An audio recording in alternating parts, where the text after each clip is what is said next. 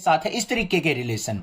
ठीक है, ऐसे ही यहां पे क्या होता है, मैथ के अंदर एक सेट का दूसरे सेट के साथ रिलेशन होता है। अब सेट के बारे में तो आपने पढ़ा ही है, क्या होता है सेट। सबसे पहले हम सेट के बारे में ही थोड़ा सा पढ़ेंगे, बाकी क्लास 11th के अंदर आपने पढ़ा है। सेट क्या होता है, well defined collection of object, well defined collection of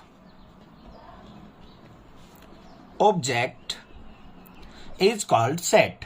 अब सेट के अंदर क्या होगा, एलिमेंट्स होंगे। जैसे मान लो ए सेट है, उसको हम मिडिल ब्रैकेट में लिखते हैं एलिमेंट्स को। इसके अंदर एलिमेंट्स मान लो क्या है, 1 और 2 हैं। कोई अनदर सेट है बी, उसके अंदर मान लो एलिमेंट्स है 3 और 4।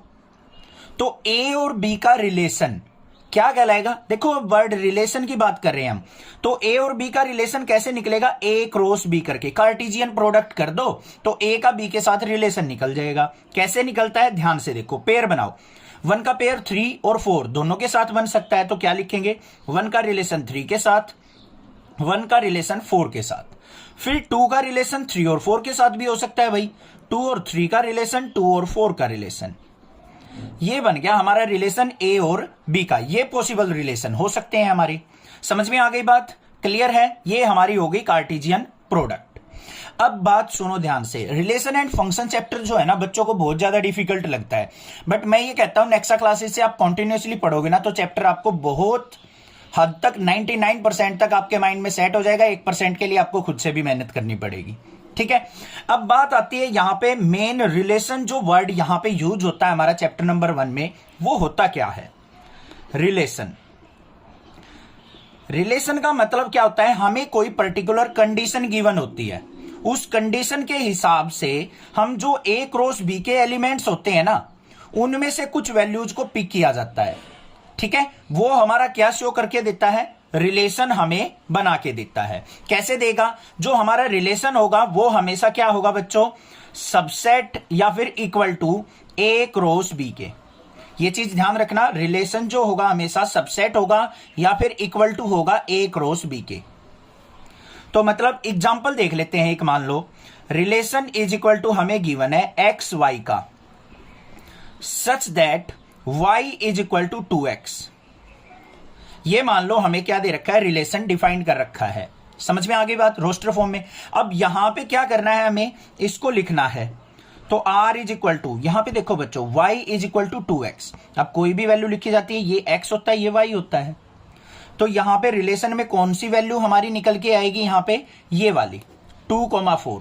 जब x की वैल्यू 2 पुट करेंगे तो y की वैल्यू हमें 4 मिलेगी। तो एक वैल्यू यहां से हमने पिक कर ली, ये आ गया यहां पे रिलेशन के अंदर एलिमेंट।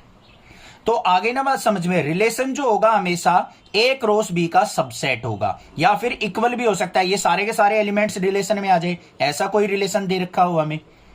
ठीक है, कैसे, एग्जांपल के तौर पे अगर मैं यहां पे बात करूं तो यहां पे तो नहीं बनता, बट यही चीज आपको पता लग गई होगी कि जो भी हमारा रिलेशन होगा वो हमेशा ए क्रॉस बी का या तो सबसेट होगा या इसके सारे के सारे एलिमेंट्स होंगे। ये चीज क्लियर है। अब दूसरी बात, अब आपको क्लास 11th में आपने छोटी सी चीज पढ़ी थी, डोमेन और रेंज, वो भी आपको थोड़ी सी पता होनी चाहिए। जैसे मान लो कोई भी वैल्यू लिखी जाती है 1,3, यहां पे क्या है, ये x की वैल्यू है, ये y की वैल्यू है। तो ये जो x होता है ये क्या होता है, हमारा डोमेन, और ये जो y होता है ये होती है हमारी रेंज।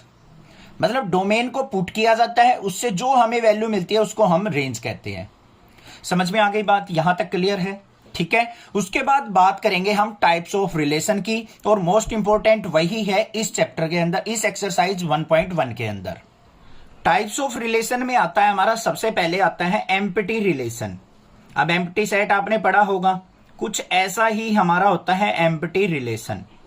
एम्प्टी रिलेशन से मतलब क्या है, अगर हमारा रिलेशन के अंदर कोई भी एलिमेंट प्रेजेंट ना हो, r इज इक्वल टू क्या हो, 5 हो, देन हम कह सकते हैं कि ये रिलेशन हमारा एम्प्टी रिलेशन है। अब जैसे हमने पिछले यहां पे पेज पे बताया था a क्रॉस b, उसके अंदर एलिमेंट्स क्या थे, 1,3, 1,4, फिर 2,3 और 2,4, ये एलिमेंट्स थे हमारे ए क्रॉस बी के अंदर बच्चों। अब मान लो आपको रिलेशन कोई दे दे, relation is equal to X Y such that, X का वाई के साथ रिलेशन कैसे है, y is equal to X cube. मान लो ये रिलेशन दे रखा हो आपको, तो यहां पे देखो बच्चों, x की वैल्यू 1 पुट करते हैं, 1 का क्यूब, y की वैल्यू क्या आनी चाहिए 1, तो ये तो रिलेशन है ही नहीं हमारे यहां पे प्रेजेंट। तो यहां पे हमारे पास चारों में से कोई भी वैल्यू ऐसी प्रेजेंट नहीं है जो y is equal to X cube को सेटिस्फाई करती हो, कि x की वैल्यू पुट करे और y की वैल्यू क्यूब होके आ जाए। देखो यहां पे ये x है, ये y है, ये x ये y, इस तरीके से तो कोई भी रिलेशन यहां पे सेटिस्फाई नहीं हो रहा। तो हमारा रिलेशन के अंदर एलिमेंट्स क्या हो जाएंगे, नल, या फिर रिलेशन इज इक्वल टू क्या होगा हमारा 5, तो इसको कहेंगे एम्प्टी सेट। समझ में आगे बात क्लियर है। उसके बाद आता है यूनिवर्सल रिलेशन क्या होता है, सेकंड यूनिवर्सल रिलेशन। यूनिवर्सल का मतलब होता है, यूनिवर्स मतलब सारी की सारी वैल्यू, मतलब जब हमारा relation is equal to A cross B के इक्वल हो, ए क्रॉस बी के अंदर जितने भी एलिमेंट्स के पेयर बने हैं ना, वो सारे के सारे अगर रिलेशन में, जो भी हमें रिलेशन गिवन हो उसके अंदर सारे के सारे एलिमेंट आ जाए, तो उसको हम यूनिवर्सल रिलेशन बोल देंगे। समझ में आ गई बात। अब जो ये रिलेशन होता है ये हमारा 3 टाइप्स का होता है। फर्स्ट जो होता है हमारा रिलेशन वो होता है रिफ्लेक्सिव, ये हमारा पूरा का पूरा चैप्टर, पूरी की पूरी एक्सरसाइज 1.1 के अंदर मिलेगा, रिफ्लेक्सिव वर्ड। सेकंड जो होता है हमारा वो होता है सिमेट्रिक रिलेशन, और थर्ड जो होता है हमारा वो होता है ट्रांजिटिव रिलेशन। अब भाई तीनों को हम बारी बारी से पढ़ेंगे, बिल्कुल ध्यान से समझना है, यही चीज मेन इंपॉर्टेंट है। सबसे पहले बात करूं मैं रिफ्लेक्सिव रिलेशन क्या होता है। रिफ्लेक्सिव का मतलब क्या होता है कि सेम चीज दोबारा से प्रोड्यूस हो जाए, उसको रिफ्लेक्स कहते हैं। जैसे मान लो कोई भी आपके पास यहां पे, जैसे आप मिरर के सामने खड़े हो, ये मिरर के सामने ऑब्जेक्ट रखी है, मिरर में सेम ऐसी ही इमेज बन जाए, तो इसको हम रिफ्लेक्स बोलेंगे। इसका बोलेंगे या नहीं बोलेंगे। तो यहां पे रिफ्लेक्सिव के अंदर क्या होगा, अगर हमें रिलेशन के अंदर जो भी एलिमेंट्स आएंगे उसके अंदर हमें ऐसे मिल जाए a, b, b, c, मतलब x और y दोनों की वैल्यू सेम मिल जाए, तो हम कह सकते हैं कि रिलेशन हमारा रिफ्लेक्सिव है। समझ में आ गई बात। x और y की वैल्यू, दोनों की वैल्यू क्या हो, सेम हो। जैसे a, b, b, c, या फिर 1, 1 मिल जाए, 2, 2 मिल जाए। ये इस तरीके की चीजें अगर हमारे रिलेशन में प्रेजेंट होंगी तो हम उस रिलेशन को रिफ्लेक्सिव रिलेशन कह देंगे। आगे बात समझ में। अब आती है सिमेट्रिक की बात। अगर मान लो हमारे पास a, b ये पेयर रिलेशन के अंदर प्रेजेंट है, तो b, a अगर ये भी हमारा रिलेशन के अंदर प्रेजेंट होगा तो हम इसको सिमेट्रिक बोल देंगे, नहीं तो नहीं है। समझ में आ गई बात। जैसे एग्जांपल 1, 2 अगर मान लो रिलेशन के अंदर है और 2, 1 भी रिलेशन के अंदर है, तो ये हमारे क्या हो जाएगा, सिमेट्रिक रिलेशन हो जाएगा।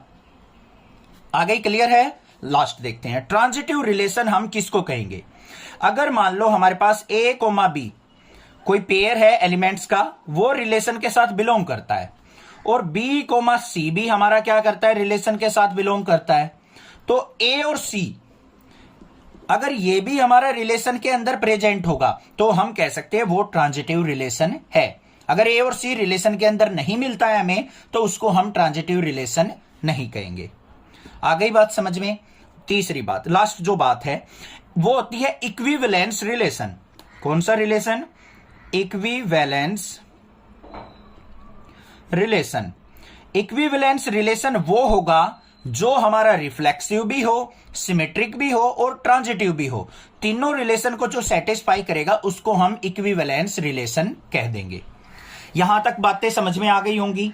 वीडियो एक बार दोबारा देख लीजिएगा, बाकी क्वेश्चंस करेंगे, वहां से आपको 99% आपका सारा का सारा डाउट क्लियर हो जाएगा। बट जो मैंने यहां पे बताया है इस वीडियो के अंदर, वो कंसेप्ट आपके माइंड में रहना चाहिए।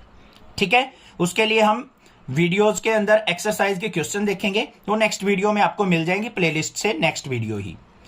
चैनल को सब्सक्राइब कीजिए, लाइक कीजिए और ज्यादा से ज्यादा शेयर कीजिए। Thank you students for watching next classes video.